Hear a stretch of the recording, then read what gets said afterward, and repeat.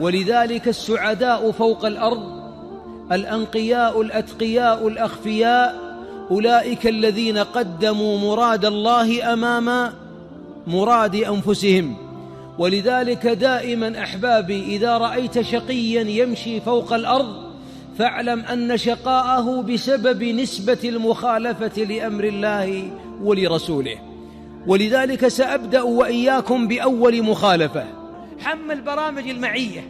إذا حملت برامج المعية مع الله تنقلب الحياة عسدا، وتنقلب ربيعا، وتنقلب الحياة سعادة، لأنك بجوار من بيده أن يقول للشيء كن فيكون. كن فيكون.